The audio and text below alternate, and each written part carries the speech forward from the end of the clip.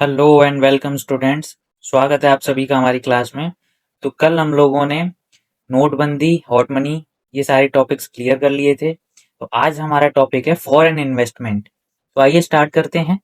Foreign investment दो प्रकार का होता है, एक एफडीआई, एक एफडब्ल्यूआई। मतलब एक फॉरेन डायरेक्ट इन्वेस्टमेंट, एक होता है फॉरेन इनडायरेक्ट इन्वेस्टमेंट। ठीक है।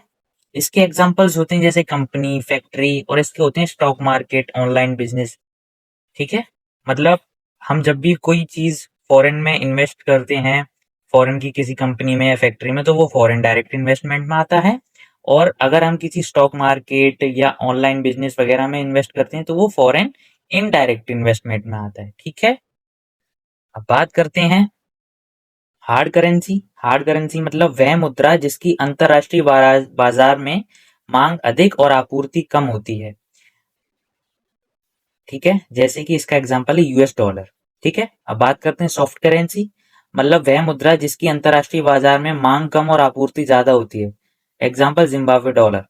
मतलब जिसकी वैल्यू कम हो, है ना, उसे सॉफ्ट करेंसी कहते हैं, और जिसकी वैल्यू ज्यादा हो उसे हार्ड करेंसी कहते हैं। ठीक है। अब नोट पॉइंट करके लिखिए कि भारतीय रुपये को 1957 में दशमलव प्रणाली पर आधारित बनाया गया। मतलब दशमलव प्रणाली मतलब जो भी संख्या 10 से डिविजिबल हो, जैसे कि 5 का नोट, 10 का नोट, है ना, और 20 का नोट, 50 का नोट, 1 रुपए, 2 रुपए, ये सारे देखो, अगर आप ध्यान से देखो तो ये सभी दशमलव की प्रणाली में आते हैं। ठीक है। गांधी सीरीज के नोटों की शुरुआत 1996 में हुई थी। मतलब गांधी सीरीज मतलब जो अभी हमारे इंडियन करेंसी है उसमें जो गांधी जी की फोटो लगी आती है वही गांधी सीरीज है। तो उसकी जो शुरुआत हुई थी वो 1996 में हुई थी। और भारतीय रुपये का चिन्ह 15 जुलाई 2010 को स्वीकार किया गया था। मतलब जो चिन्ह है ना ये वाला, ये 15 जुलाई 2010 को एक्सेप्ट किया गया था। ठीक है। यह चिन्ह डॉक्टर उदय कुमार के द्वारा बनाया गया था, जो कि आईआईटी बॉम्बे के स्टूडेंट्स थे। ठीक है। ये पॉइंट इंपॉर्टेंट है, इसे याद कर लेना अच्छे से। और नोट पर 17 भाषाओं में रुपया लिखा होता है। आप लोगों ने देखा होगा, कभी भी आप नोट चेक करना, उस पे 17 लैंग्वेजेस में लिखा होता है रुपया। ठीक है। नेक्स्ट, भारतीय करेंसी नोटों को आरबीआई गवर्नर द्वारा साइन किया जाता है, परंतु 1 रुपए के नोट को छोड़कर। मतलब भारतीय करेंसी के जितने भी नोट हैं वो सभी आरबीआई गवर्नर साइन करता है, बस 1 रुपए के नोट को छोड़कर, क्योंकि उस पे कौन करता है, वित्त सचिव के हस्ताक्षर होते हैं। ठीक है। 1 रुपए के नोट पर वित्त सचिव के हस्ताक्षर होते हैं। नेक्स्ट पॉइंट, 1956 में आरबीआई ने मिनिमम रिजर्व सिस्टम को अपनाया, पब्लिश करेंसी नोट्स को जारी करने के लिए। ठीक है। करेंसी नोट्स को जारी करने के लिए मिनिमम रिजर्व सिस्टम अपनाया 1956 में। ओके। जानते हैं कि मिनिमम रिजर्व सिस्टम होता क्या है।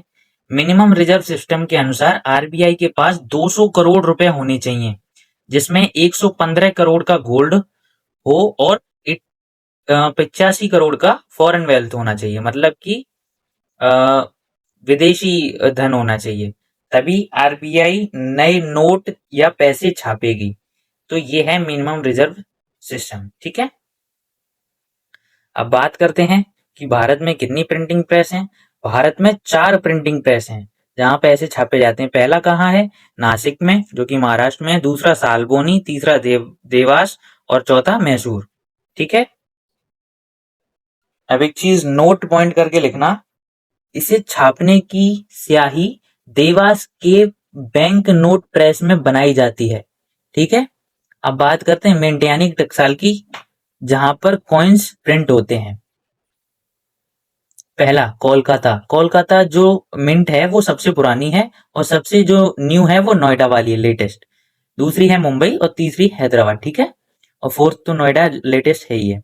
भारतीय नोट छापने के लिए कागज मुख्य तौर पर यूके, जापान, एक सेकेंड, जापान और जर्मनी जैसे देशों से लाया जाता है। अब बात करते हैं बैंकिंग। बैंकिंग मतलब पहला बैंक, बैंक ऑफ हिंदुस्तान, ये कब ओपन हुआ था, 1770 में। ठीक है। ये एस्टेब्लिश किसके द्वारा हुआ था? अलेक्जेंडर एंड कंपनी, ये कंपनी थी अलेक्जेंडर एंड कंपनी, उसने बैंक ऑफ हिंदुस्तान 1770 में ओपन किया था। ठीक है,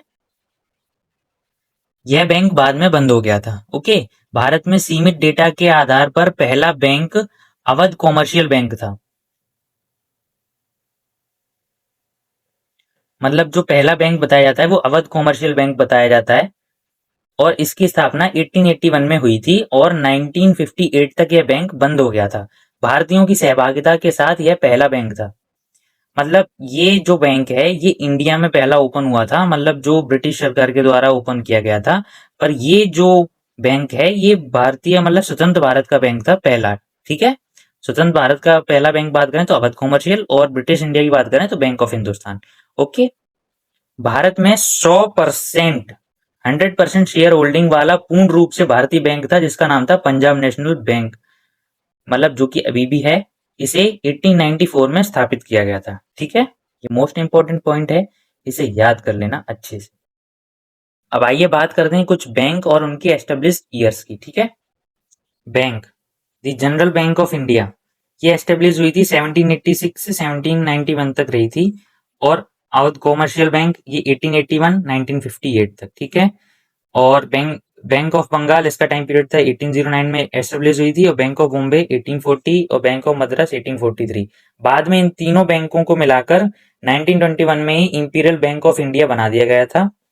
वो जो इंपीरियल बैंक ऑफ इंडिया बनाया था वो इन्हीं तीनों से मिलकर बना था। ठीक है, अब Allahabad bank 1865, Punjab national bank 1894, bank of Baroda 1908, Canara bank 1906, Andhra bank 1923, RBI 1935, SBI 1955, UCO bank 1943, union bank of India 1919, India bank 1907, bank of India 1906, central bank of India 1911, bank of Maharashtra 1935, Indian overseas bank 1937, Punjab and Sind bank 1908, axis bank 1993, Bandhan bank 2015, HDFC bank 1994, ICICI bank 1994, IDFC first bank 2015, IndusInd bank 1994, Kotak Mahindra bank 2003 और yes bank 2004। ठीक है, तो आज के लिए इतना ही। अगर आपको वीडियो पसंद आई हो तो like, comment, share and subscribe जरूर करें। मिलते हैं आपसे न्यू वीडियो में, न्यू क्लास में, न्यू लेक्चर में। तब तक के लिए गुड बाय, टेक केयर।